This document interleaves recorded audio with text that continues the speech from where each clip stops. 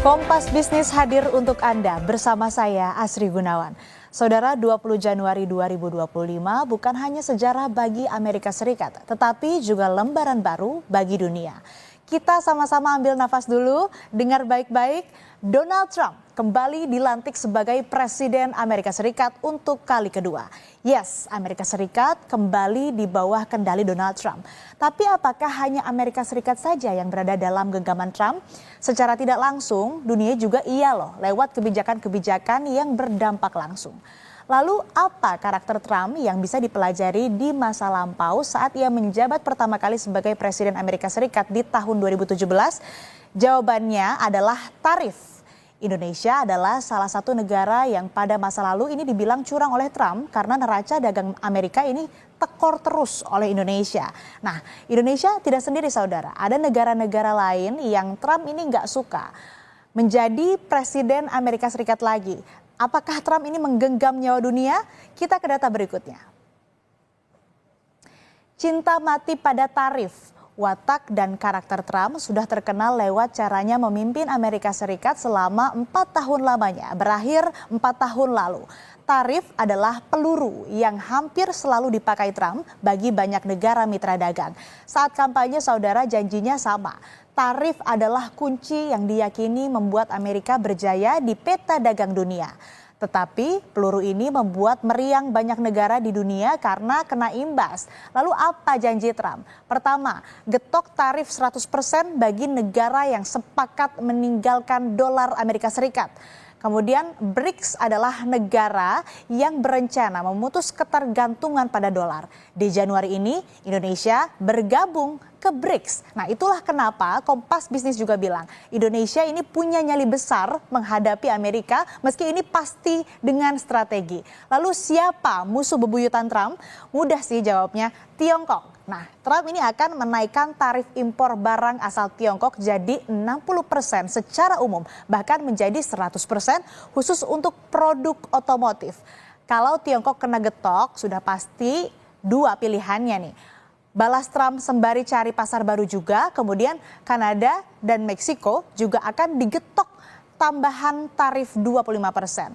Trump juga punya sentimen negatif pada dua negara ini loh karena masalah jasa. Pada dunia, Amerika sempat rekor defisit terdalam di Juli 2024 di 78,8 miliar dolar Amerika Serikat. Watak Trump ini memantik hitungan Bank Dunia. Kita akan lihat data berikut ya saudara. Bank Dunia langsung mengingatkan Amerika secara spesial mengingatkan Trump. Kalau Trump benar-benar menjalankan kenaikan tarif impor sebesar 10% dari mitra dagang global, yang terjadi adalah ekonomi dunia ini akan berkurang 2,7%. Lebih parah jika negara yang digetok tarif tinggi membalas, maka ekonomi dunia ini juga bisa tertekan sampai 0,3 persen poin. Inilah kenapa judulnya, apakah Trump juga menggenggam nyawa ekonomi dunia? Dampak apa yang terjadi pada Indonesia kalau perang dagang di dunia kembali terjadi? Ekspor akan melemah karena permintaan global juga menurun. Banyak negara saling mengeluarkan kebijakan proteksi. Trump ini dulu pernah bilang Indonesia curang. Bagaimana hubungan dagang antara Indonesia dan Amerika? Kita lihat data berikutnya. Kami ambil data terbaru milik Badan Pusat Statistik sampai November 2025. Amerika adalah penyumbang surplus terbesar perdagangan non-migas bagi Indonesia. Sederhananya Indonesia ini menang banyak karena ekspor ke Amerika Serikat. Kita lihat saudara, di tahun 2023 bulan November ini surplus dagang Indonesia non-migas atau angkanya ini adalah 1,24 miliar US dollar. Kemudian di bulan Oktober tahun 2024 nilainya adalah sebesar 1,52 miliar US dollar dan di tahun 2024 juga tahun yang sama tapi di bulan yang berbeda, di bulan setelahnya di bulan November ini sebesar 1,58 US dollar. Lihat kan datanya, dari tahun ke tahun selalu naik, bahkan secara bulanan juga naik. Kekhawatiran Trump ini untuk kasih kebijakan yang enggak-enggak ke dunia ini bisa tercermin dari pergerakan rupiah. Nah, kita lihat seperti apa pergerakan rupiah di data berikutnya. Kalau kita lihat grafiknya saudara, naik turun ya. Di tanggal 27 Desember 2024, kurs ini sebesar 16.251. Kemudian di tanggal 17 Januari 2025 adalah sebesar 16.373. Ini cukup atau sangat fluktuatif begitu ya. Terlihat sekali fluktuasinya sangat terasa. Bahkan terakhir akhirnya nyaris ke 16.400 rupiah per dolar Amerika Serikat.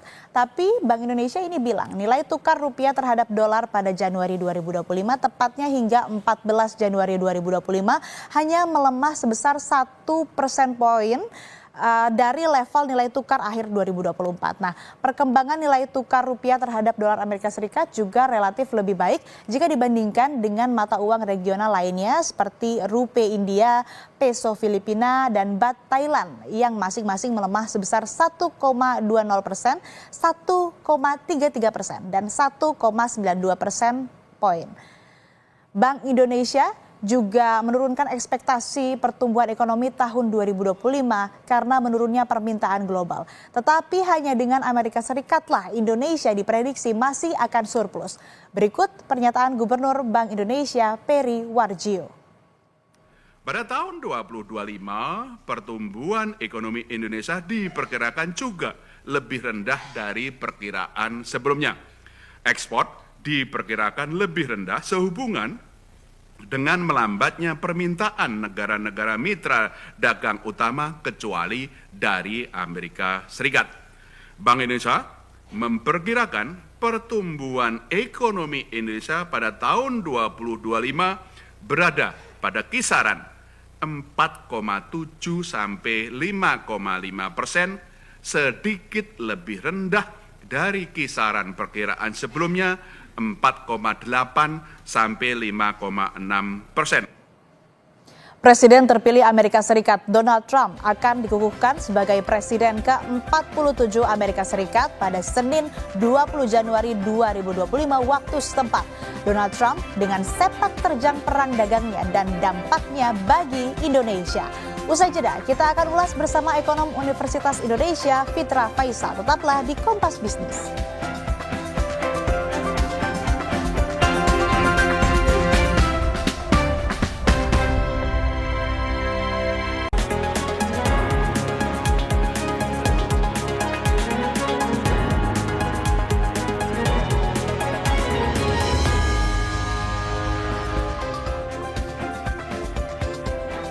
Presiden terpilih Amerika Serikat Donald Trump akan dikukuhkan sebagai Presiden ke-47 Amerika Serikat pada Senin 20 Januari 2025 waktu setempat.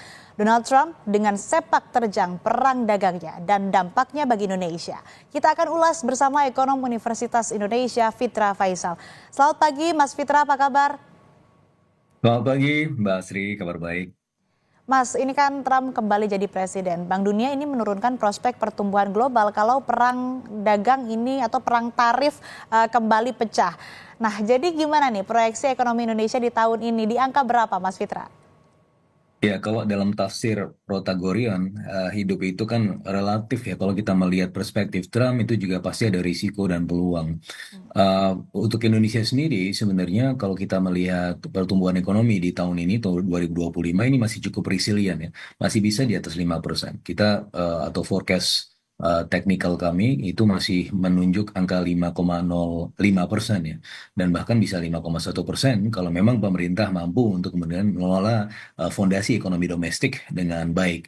Tetapi tentu ada peluang juga untuk kemudian itu anjlok di bawah 5% karena sudah ada beberapa lembaga di internasional ya, tidak hanya World Bank, tapi juga ada beberapa lembaga yang lain seperti misalnya Nomura, dan saya juga melihat Fitch Rating yang mana itu mengekspektasikan ekonomi Indonesia itu 4,9%. Nah, jauh di bawah target pemerintah yang 5,2% di tahun ini. Nah, salah satu pemicunya tentunya juga guncangan global ya yang bisa jadi disebabkan oleh Trump. Karena ketika Trump terpilih ya semenjak dari bulan November, kita sudah melihat tekanan demi tekanan ya terjadi di emerging markets. Bahkan foreign fund sekarang posisinya adalah sudah menganggap bahwa emerging markets ini menjadi lebih beresiko dibanding sebelumnya. Nah, ini adalah tantangan-tantangan yang harus kita ambil atau kita lihat di jangka pendek. Nah, kenapa bisa seperti itu sih sebenarnya? Kalau untuk perekonomian domestik Amerika Serikat sendiri, sebenarnya di tangan Trump itu ada posisi untuk yang lebih baik di tahun 2025 ya, dengan Make America Great Again dan kebijakan-kebijakan fiskal ekspansif ala Trump itu pasti akan memicu pertumbuhan ekonomi di Amerika Serikat. Tetapi masalahnya ketika Amerika Serikat tumbuh, itu menyedot sumber daya dari emerging markets juga. Jadi foreign fund sekarang sudah melihat bahwa prospek pertumbuhan ekonomi Amerika Serikat sedang di jangka pendek ini itu meningkat ya, sehingga kemudian mereka mengambil alih ya kepemilikan modalnya di emerging markets, terutama dari sisi portofolio, kembali lagi deras masuk ke Amerika Serikat. Di sisi yang lain kita juga melihat bagaimana kebijakan-kebijakan ala Trump ini juga akan memicu inflasi.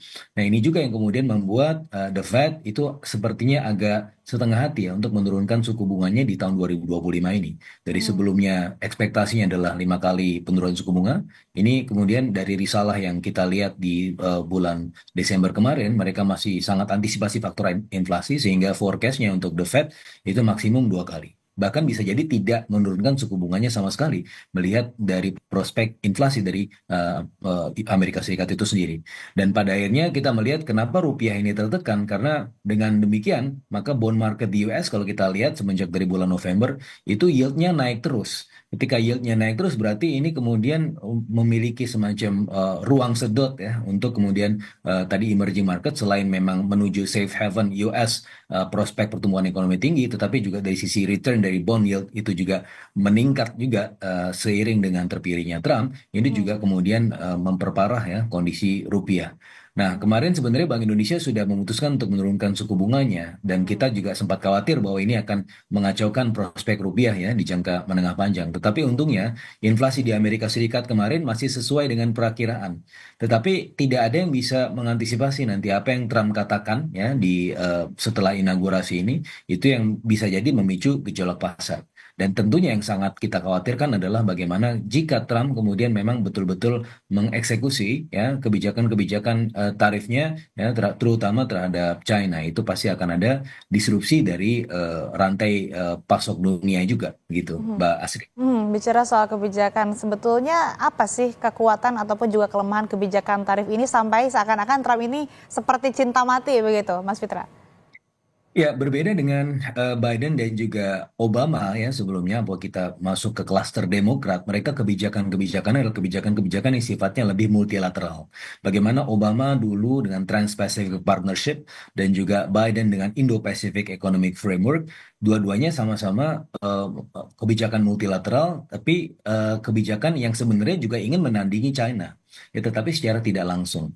Tetapi Trump sama sebenarnya bagaimana stance Amerika Serikat selama ini semenjak tahun 2000-an awal itu selalu sama dengan China, yaitu ingin berkompetisi. Bedanya kalau Demokrat lewat jalur multilateral seperti yang saya sampaikan tadi, bagaimana Trans-Pacific Partnership dan Indo-Pacific Partnership Economic Framework itu tadi tidak melibatkan China, tetapi melibatkan negara-negara Indo-Pasifik dan juga negara-negara Asia yang lain. Artinya dia ingin berkompetisi dengan China. Tetapi Trump lewat jalur bilateral. Nah, senjata bilateral itu adalah lewat jalur tarif, gitu kan. Jadi ala koboi. High Noon. Jadi memastikan bagaimana negara-negara lain secara bilateral itu mampu untuk kemudian bernegosiasi secara keras dengan Trump.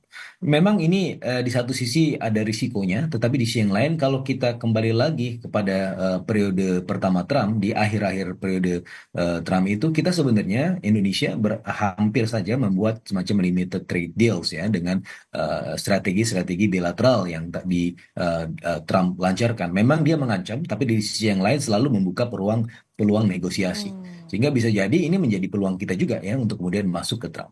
Di sisi yang lain juga ada peluang juga kita ketika Trump itu terlalu keras dengan China, maka kita bisa saja menjadikan Indonesia sebagai basis kawasan yang mengelola produk-produk China, intermediate goods yang masuk ke Indonesia, sementara kita juga bisa memiliki peluang untuk re-export kepada Trump, kepada Amerika Serikat, yang mana Trump ini sepertinya tidak atau belum menganggap Indonesia sebagai ancaman. Nah, kalau kita melihat bagaimana Pak Prabowo ketika Trump itu sudah terpilih ya setelah di bulan November menelepon menyatakan penghormatannya, menyatakan selamat, dan itu juga kalau kita lihat dari sisi subliminal apa yang disampaikan Pak Prabowo ketika ya apa namanya mengafirmasi apa yang disampaikan oleh Trump ya selama telepon-teleponan itu sedikit banyak kemudian memposisikan diri sebagai bukan ancaman.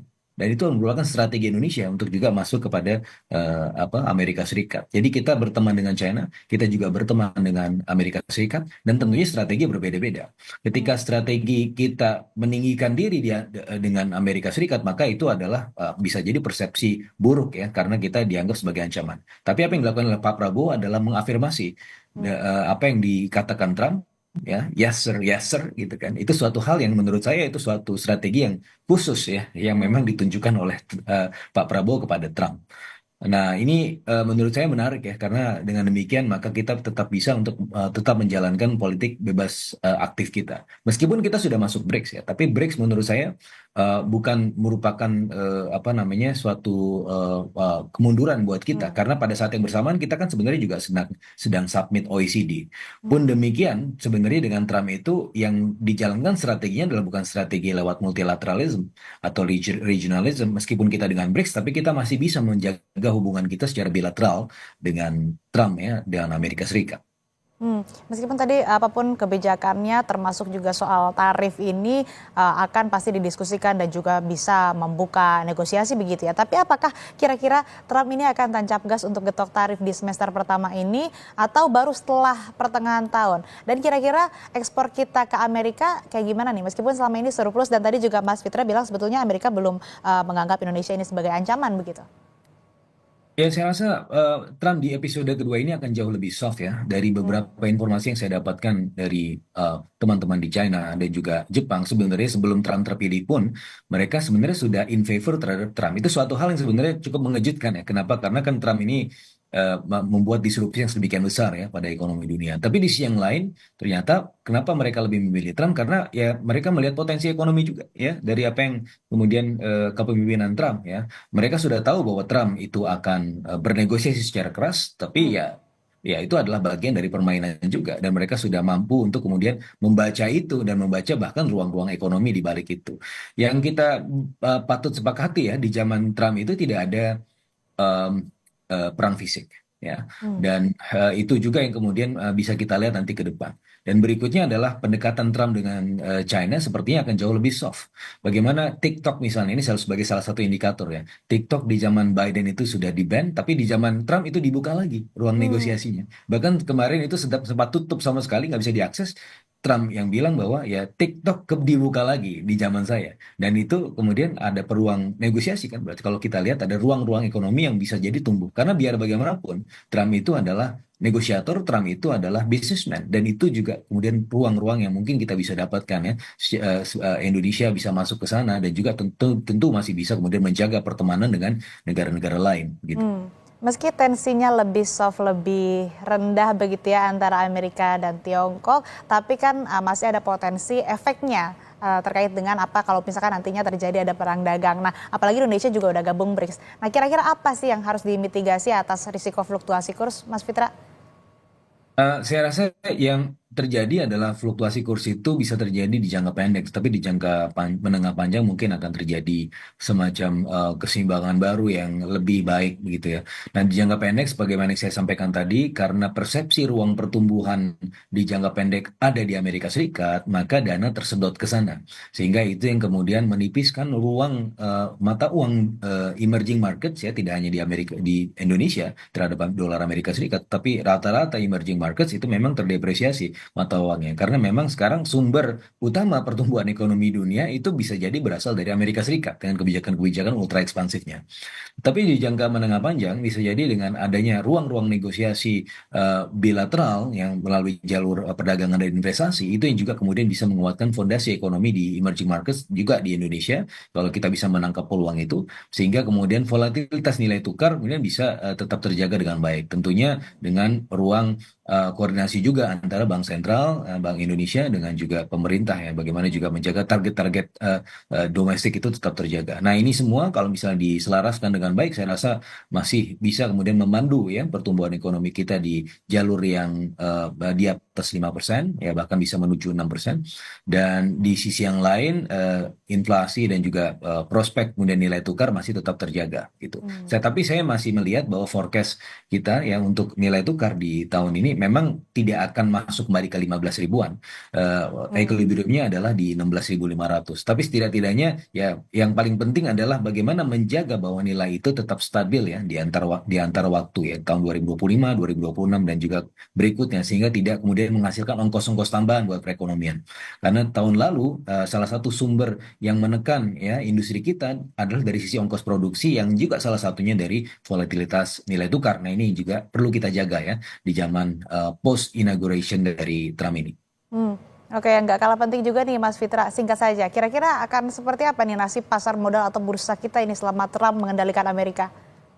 Saya rasa masih sangat oke ya, karena Trump itu adalah penghela nafas ekonomi Amerika Serikat yang diharapkan juga menjadi penghela nafas ekonomi dunia juga. Tadi memang Bank Dunia memprediksikan ada ruang pertumbuhan yang semakin terbatas tahun 2025, tapi saya melihat bahwa ketika Amerika Serikat tinggi pertumbuhan ekonominya, yang lain juga bisa jadi ada kemungkinan akselerasi, ada bandwagon effect yang mana itu pada akhirnya akan terefleksi pada pasar kita, baik itu di pasar obligasi maupun di pasar saham. Begitu, Mbak Asri. Baik, artinya dengan kembali terpilihnya Trump sebagai Presiden Amerika Serikat untuk periode kedua ini, prediksi ataupun juga yang bisa dibaca ini mungkin antara perang dagang ataupun juga potensi perang dagang dengan Tiongkok ini akan lebih soft. Kemudian kalau dampaknya terhadap Indonesia tadi kurs masih terjaga, kemudian juga terkait dengan pasar modal ini masih oke-oke aja begitu ya. Tapi memang harus diwaspadai khususnya juga tadi soal kebijakan getok tarif begitu yang ini akan tentunya berdampak meskipun selama ini selalu masih surplus begitu ekspor yang dilakukan oleh Indonesia ke Amerika. Baik, terima kasih Mas Fitra Faisal, ekonom Universitas Indonesia telah bergabung bersama kami di Kompas Bisnis. Sehat selalu.